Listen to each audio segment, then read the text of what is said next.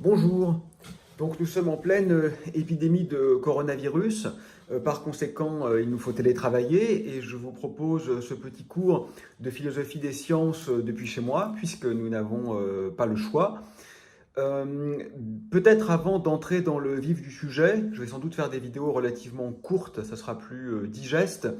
Il faut quand même dire quelques mots sur la situation, puisqu'elle est assez exceptionnelle et pour le pire.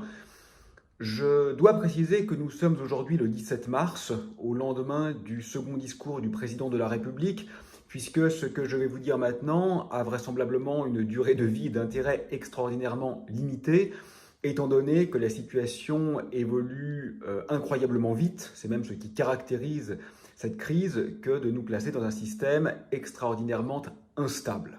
Donc ce n'est pas vraiment le cours, hein, c'est une introduction hors cours, pourrais-je dire, avant que nous entrions dans les futures vidéos, dans le cœur du sujet.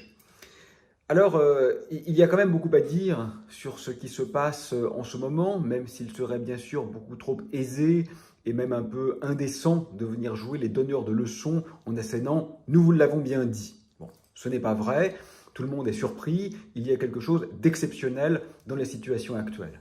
Mais on peut d'ores et déjà en déduire un certain nombre de fondamentaux qui me paraissent pertinents. D'abord, bien sûr, c'est notre sidérante incapacité anticipatoire. On ne pouvait pas tout prévoir, ça c'est une évidence. En revanche, on a vu ce qui s'est passé en Chine, on a vu ce qui s'est passé en Italie, et nous n'avons pas été manifestement, collectivement, capables d'en tirer les conséquences.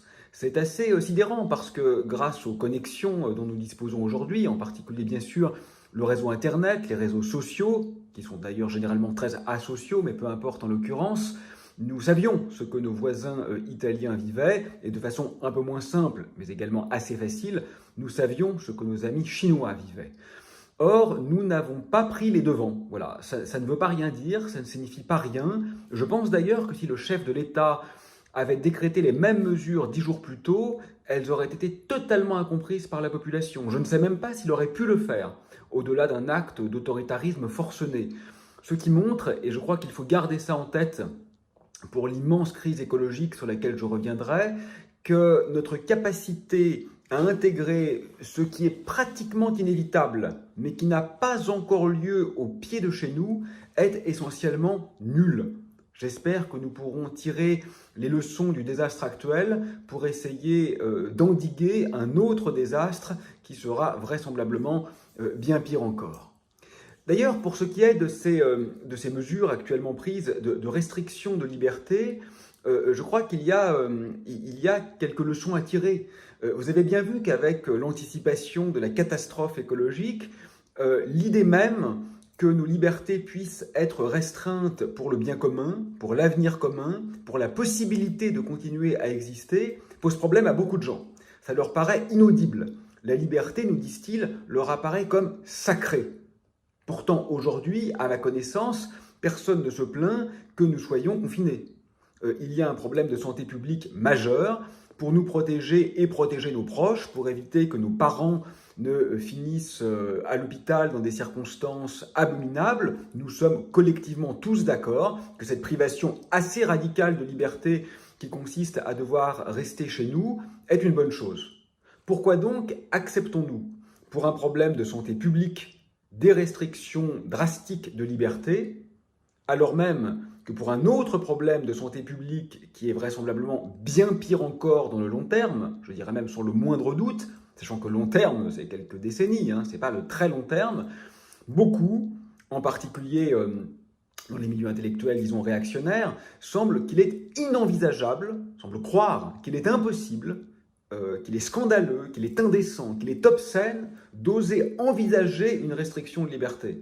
Je ne pense pas qu'aujourd'hui, ces gens conseillent à leurs enfants de sortir dans la rue, d'aller faire la queue dans les magasins et de revenir ensuite les embrasser. Donc ils ont accepté la nécessité d'une privation de liberté pour le bien commun, pour la raison, pour l'avenir, pour la vie. Donc c'est assez intéressant, je crois, que nous travaillons cette dichotomie de ressenti qui est parfois même d'ailleurs au privilège des situations les moins graves, alors même que l'une devrait bien évidemment servir de leçon à la compréhension, je dirais, praxéologique, c'est-à-dire du point point de vue des comportements, du point de vue de l'action dans l'autre cas. Alors, je parlais de liberté drastiquement réduite. Ce n'est pas le cas aujourd'hui. Peut-être demain les choses seront différentes. C'est pourquoi je précise la date. Nous sommes le 17 mars et vraisemblablement la situation sera très différente dans quelques jours ou quelques semaines. Mais aujourd'hui, beaucoup de nos concitoyens croient que nous sommes confinés, comme je l'ai laissé entendre il y a quelques minutes. Mais au-delà des mots, ce n'est pas vrai. Nous n'avons effectivement plus le droit d'aller nous promener dans les parcs, et je crois que c'est indispensable compte tenu de la gravité de la situation. Mais à ce jour, les entreprises ne sont pas arrêtées. Ce qui signifie que les salariés qui ne peuvent pas télétravailler, autrement dit la plupart d'entre eux, continuent à ce jour à se rendre massivement au travail, à utiliser des transports en commun parfois bondés, à se retrouver en atmosphère parfois confinée, à avoir donc de très nombreux contacts physiques avec leurs condisciples, ou plus exactement avec leurs collègues. Et cela, j'allais dire en toute impunité, mais il n'y a rien à punir, puisque c'est très exactement ce que prévoit à ce jour la loi. Vous avez bien compris que l'obligation de rester chez soi ne concerne pas les gens qui vont travailler, même lorsqu'ils travaillent dans des entreprises non nécessaires. Il est tout à fait évident que dans les chaînes alimentaires, que dans la production d'électricité, que dans le secteur médical, les gens, de façon, je dirais, évidente, doivent travailler pour le bien commun, pour le fonctionnement minimum de la société. Mais on pourrait se demander si une usine d'ours en peluche doit absolument aujourd'hui continuer de fonctionner. Or, à ce jour, elle est en droit de fonctionner. Et les salariés sont en droit de se déplacer en transport en commun, de passer 2 fois 1h30 dans le métro pour se retrouver ensuite sur des chaînes de montage.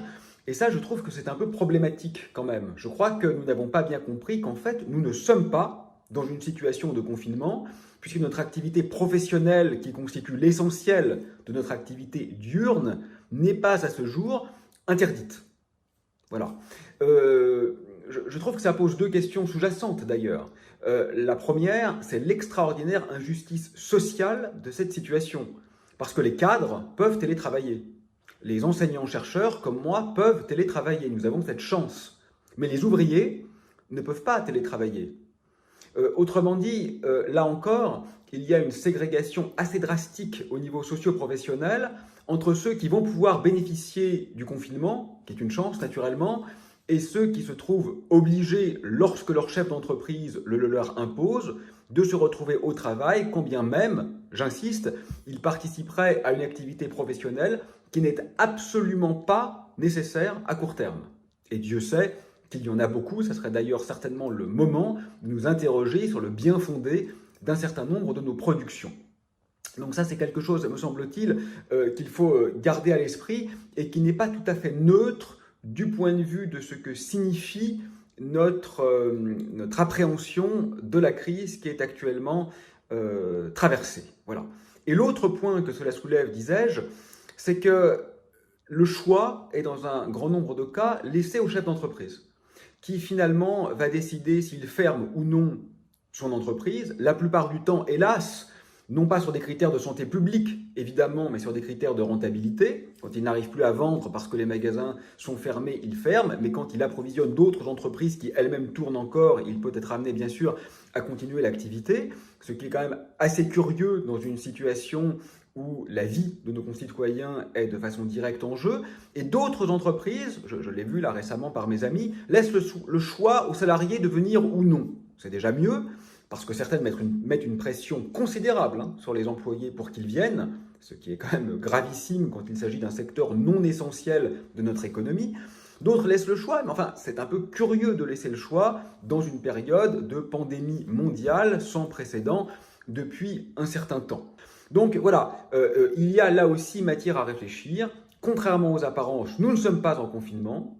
Et contrairement aux apparences, cette mesure n'est pas du tout équitable du point de vue social, puisque ceux qui peuvent télétravailler sont essentiellement les mieux lotis, et ils sont donc protégés en quelque sorte par la capacité de délocalisation de leur emploi.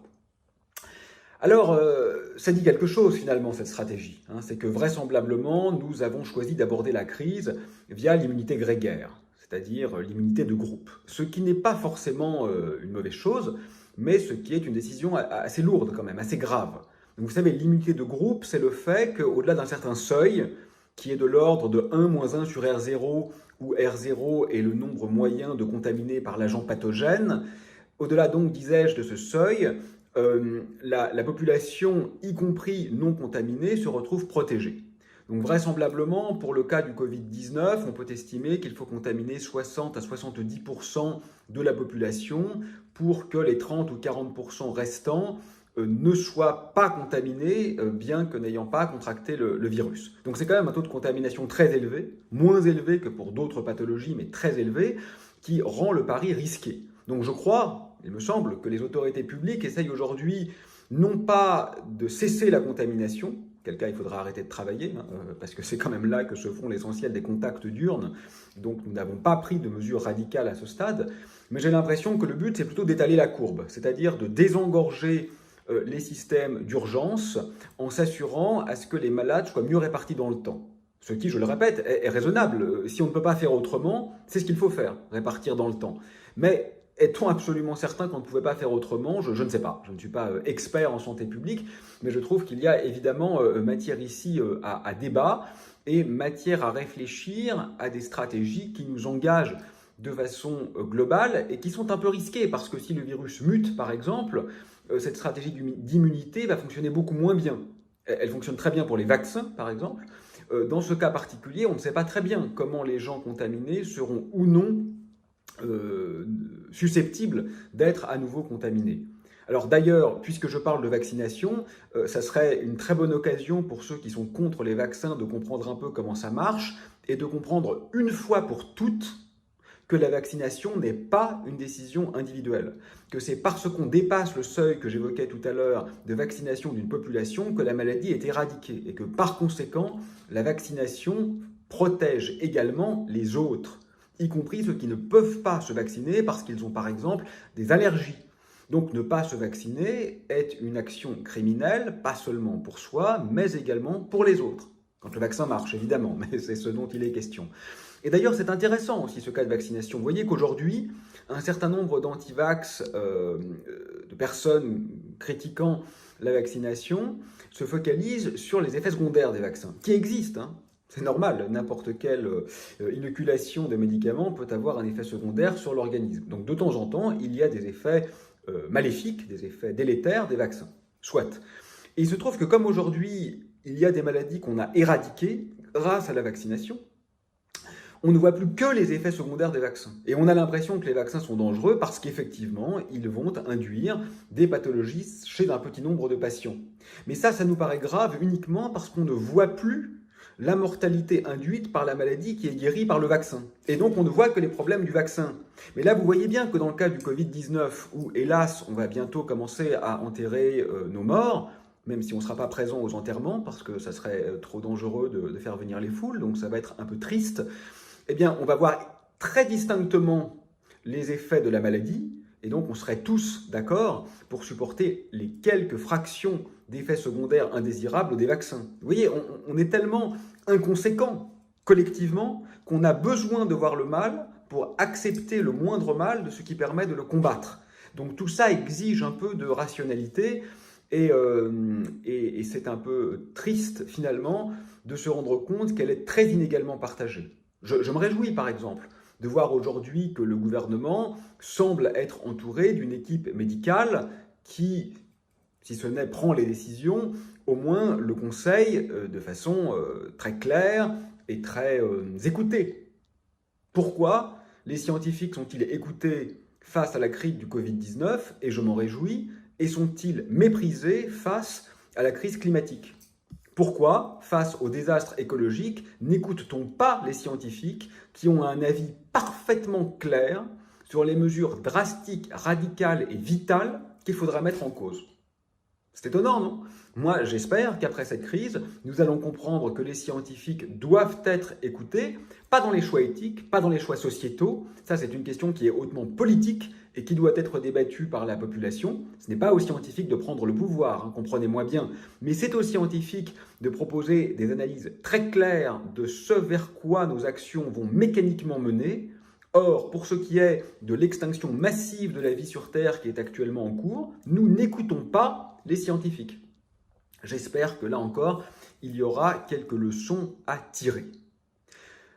Alors c'est une situation un peu ironique, parce que ceux qui aujourd'hui sont tendanciellement, dirais-je, il y a évidemment moultes exceptions, mais sont tendanciellement les plus potentiellement touchés par le Covid-19, sont un peu ceux qui, depuis quelques décennies, avaient massivement voté pour la destruction des services publics et de l'hôpital. Bon, j'espère qu'ils en profitent pour comprendre que ces choses ne sont pas tout à fait inutiles et qu'il serait peut-être temps de comprendre que la santé publique, que l'éducation des enfants et qu'un certain nombre d'autres disciplines méritent un peu d'attention et donc un peu d'estime, un peu de considération, un peu d'argent et une extraction de cette politique purement gestionnaire qui empêche de travailler correctement. Vous savez, dans les hôpitaux, il y a le problème du nombre de lits, on le voit aujourd'hui de façon drastique, donc il y a le problème des moyens, qui est terrible, mais il y a aussi le problème de l'état d'esprit. Il y a le problème d'une vision gestionnaire qui fait qu'on administre en quelque sorte les malades comme les comptes bancaires. Et ça, bien sûr, les médecins le dénoncent, ce n'est pas leur faute. La grande majorité d'entre eux sont en guerre contre cette vision purement libérale, administrative, gestionnaire. On a le pire de tous les mondes de la gestion de l'hôpital public. Je crois que c'est un peu vrai dans beaucoup d'autres domaines, je dirais non seulement des pratiques sociales, mais également des pratiques intellectuelles, où finalement le cœur de ce qui fait sens a été oublié au profit de l'invention d'estimateurs auxquels, bien sûr, le système ensuite se croit en devoir de répondre indépendamment du but fondamental. Soigner les gens à l'hôpital ou par exemple produire de la connaissance au CNRS. Le but, c'est pas d'avoir un grand nombre de citations. Le but, c'est de faire des découvertes. Et ça, je crois qu'il va être temps que nous y pensions à nouveau de façon un peu sérieuse. Alors, à mon sens, la crise actuelle, à ce jour, présente deux écueils. Le premier, c'est la suffisance de certains. Ceux qui se croient malins et subversifs en n'écoutant pas les consignes. Ceux qui pensent pouvoir déjouer les recommandations au nom de leur vision plus profondément politique du monde. Ce sont des bouffons, mais ce sont des bouffons dangereux. Soyons bien clairs, la situation sanitaire est dramatique. Dramatique. Écoutez les témoignages des services de réanimation. Nous commençons en Italie déjà depuis quelques semaines, en France depuis en ce moment, disons, à pratiquer une médecine de guerre, c'est-à-dire à choisir qui va vivre et qui va mourir.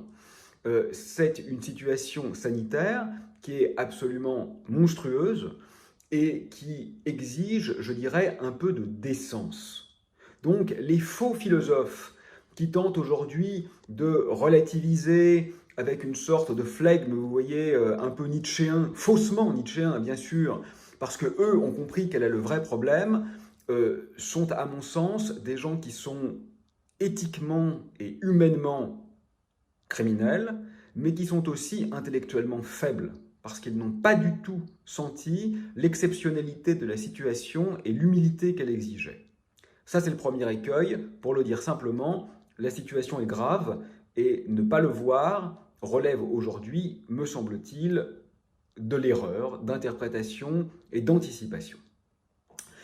Le deuxième écueil, c'est de croire que ce qui se passe aujourd'hui, maintenant, chez nous, c'est-à-dire dans les pays riches, c'est-à-dire dans l'Occident, vaut de façon exceptionnelle et prioritaire pour tous et pour toujours. Il faut quand même demeurer là aussi un peu humble. J'insiste, ce qui se passe en ce moment avec le Covid est extraordinairement grave et on va le découvrir chaque jour un peu davantage.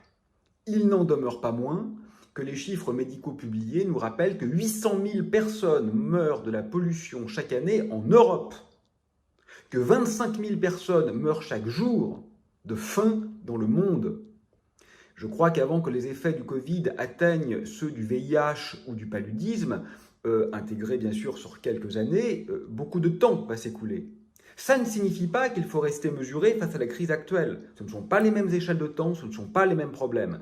Il faut être, me semble-t-il, extrêmement actif et même vraisemblablement bien plus que nous le sommes face à la crise actuelle. Mais il ne faut pas oublier que nous faisons face à des crises plurifactorielles, disséminées, qui touchent parfois des pays pauvres. Je pense évidemment à la malnutrition, je pense évidemment à ce gamin qui meurt de faim en ce moment toutes les 5 secondes pendant que nous parlons et indépendamment du Covid-19. Je pense aux dizaines de millions de morts vraisemblables du néocolonialisme depuis quelques décennies. Bref, il y a des problèmes absolument majeurs aujourd'hui à l'échelle globale, qui par exemple a entendu parler il y a quelques jours de ces nuages de sauterelles qui dévastent littéralement des pays, les plongeant dans une très vraisemblable famine à venir dans les jours, semaines ou mois qui suivent.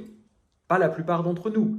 Donc cela ne remet pas en cause, j'insiste, l'extrême gravité de la situation que nous traversons. Et à mon sens, la sous-réaction qui est la nôtre en ce moment.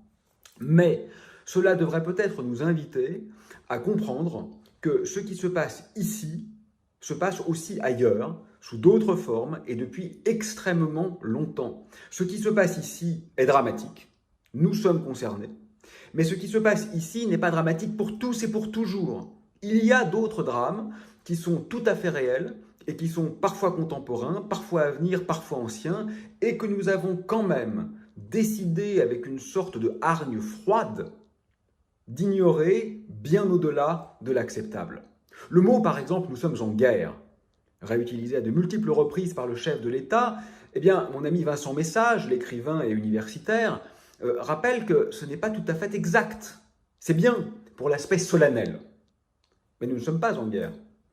Personne, dit-il, ne va bombarder nos maisons. Il n'y a pas de sniper sur les toits. Personne ne va venir nous arrêter et nous jeter en prison sans raison, venir nous violer dans nos maisons, nous faire subir des actes de torture. Les Syriens sont en guerre en ce moment et les réfugiés sont arrêtés aux frontières de l'Europe et meurent en Méditerranée. Nous vivons une crise grave. Elle n'a pas valeur de métacrise pour l'ensemble de l'humanité et moins encore pour l'ensemble du vivant, dont il serait peut-être temps de comprendre le niveau de pression, et c'est un euphémisme, litote, auquel il est soumis depuis déjà trop longtemps. Alors, quelques questions intéressantes pour conclure sur cette introduction.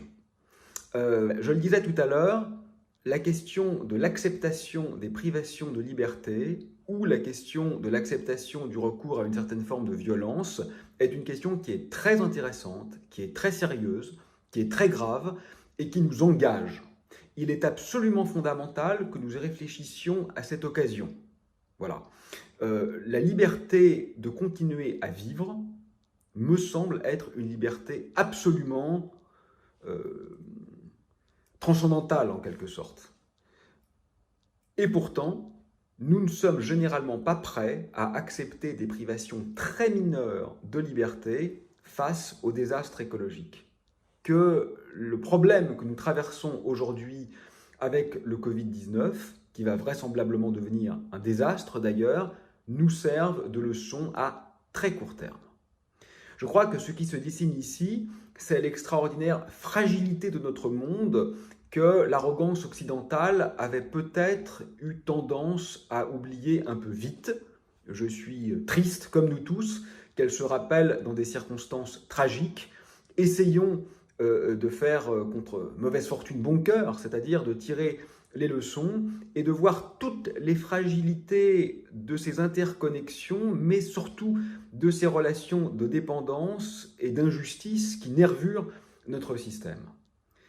Et puis peut-être servons-nous de cette crise comme d'une répétition, parce que les catastrophes à venir ne sont pas, là encore, des délires millénaristes, ce sont des prédictions extrêmement claires des scientifiques compétents qui, de même que les épidémiologistes, peuvent à peu près anticiper ce que seront les contaminés dans un certain temps compte tenu des mesures mises en place. Et bien là encore, les climatologues, les biologistes sont assez bien capables de comprendre, avec bien sûr des barres d'erreur, avec des nuances, avec différents modèles, mais ce que sera l'état climatique, l'état biologique, l'état sanitaire du monde dans quelques décennies. Et le résultat est catastrophique. D'ailleurs, il est intéressant de noter que la crise du Covid-19 pourrait être de nature écologique. Nous n'en savons rien, on ne peut pas le prouver, c'est une hypothèse, mais elle est vraisemblable, puisqu'on sait aujourd'hui, de façon presque certaine à ma connaissance, que la recrudescence des pandémies est en grande partie due aux contacts qui sont imposés entre des espèces qui normalement ne se côtoyaient pas, contacts qui sont forcés, dirais-je, d'une part par la fonte des espaces de vie, puisque les animaux n'ont plus de lieu pour vivre, eh bien, ils se retrouvent confinés, mais là, pour le pire, hélas, dans des petites zones qui ne sont pas leurs espaces naturels, favorisant le passage de la barrière des espèces par les agents pathogènes, mais aussi dans les marchés vivants, où notre suralimentation carnée donne lieu également à ce type de transmission. Donc dans le cas particulier de Covid-19, je crois qu'on ne saura jamais, mais que de façon tendancielle, il y ait une corrélation entre la recrudescence des pandémies et le désastre écologique, c'est-à-dire en l'occurrence la fonte des espaces de vie, pas seulement le réchauffement climatique, là c'est pas le problème en l'occurrence, c'est à peu près indéniable. Donc quand même, peut-être que cela va nous inciter à être un peu sérieux, sachant qu'aujourd'hui nous voyons le problème pour nous, mais que, je vous le rappelle, 60% des populations d'animaux sauvages sont déjà mortes dans les dernières décennies. Donc la catastrophe écologique, pour certains, c'est pas seulement une peur de l'avenir, c'est déjà une conséquence de ce qui vient de se passer. Bon, les scientifiques sont clairs, au-delà de 3 degrés d'élévation de température, et je vois mal comment nous pourrions y échapper sur les trajectoires actuelles, ce sera l'instabilité alimentaire généralisée, autrement dit le retour de la famine, y compris dans les pays riches. Là encore, soyons un peu humbles et extrayons-nous du prisme colonial, au sens où la famine, bien sûr, n'avait pas disparu. Elle est même en recrudescence d'ailleurs depuis plusieurs années. Mais elle avait disparu chez nous, elle fera vraisemblablement son retour. Peut-être que maintenant que nous voyons ce qu'est une crise sanitaire, nous commençons à comprendre que ces mots ne sont pas anodins, que ce ne sont pas des paroles en l'air et que ce ne sont pas des choses futiles ou secondaires. On attend aussi à ce type d'élévation de température, des déplacements massifs de population, c'est ce que prévoit l'ONU, je ne réfère là qu'à des analyses sensées, sereines et scientifiques. Eh bien, ces déplacements massifs de population, ça veut dire quoi concrètement? Ça veut dire la guerre. N'imaginez pas qu'on va déplacer 500 millions de personnes dans la joie et la bonne humeur. Bon, c'est ça que nous sommes en train de préparer. Donc là, nous avons une sorte de mini-répétition qui va déjà être très grave, mais qui est ridicule par rapport à ce qui nous attend. Je crois que c'est un peu le dernier avertissement pour savoir si nous avons encore un fond de rationalité en nous. Je crois qu'il faut interroger cette situation de toutes les manières. D'abord, il faut obéir. Obéir aux contraintes de confinement, à mon sens, au-delà de ce qui est proposé. Mais je sais que pour les salariés dont le dirigeant impose de venir travailler, ça va être compliqué de refuser de le faire, puisqu'il y aura évidemment des mesures de rétorsion. Et enfin, dans la mesure du possible, essayons d'être solidaires dans ce geste d'isolement qui va permettre de répartir la pression que nous ferons subir au service de réanimation. Ce n'est pas du tout un détail. Mais au-delà de cette action, il faut penser maintenant. Il faut vraiment, vraiment commencer à penser. N'oubliez pas que dans la branche du vivant qui comporte le plus d'espèces et le plus d'individus, nous avons perdu plus des 2/3 de la biomasse en une seule décennie. Nous sommes, ce n'est pas une peur, c'est un fait, dans une situation d'extinction massive de la vie sur Terre, ou plus exactement d'extermination massive de la vie sur Terre.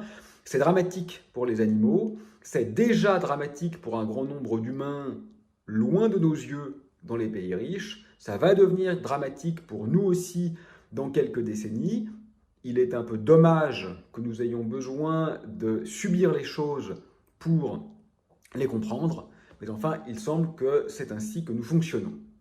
Voilà, donc ça c'était une petite introduction hors cours pour commencer, parce qu'on est en plein milieu de cette crise. Je vous parle depuis chez moi, là, dans un petit studio où je vis la moitié du temps, qui est minuscule.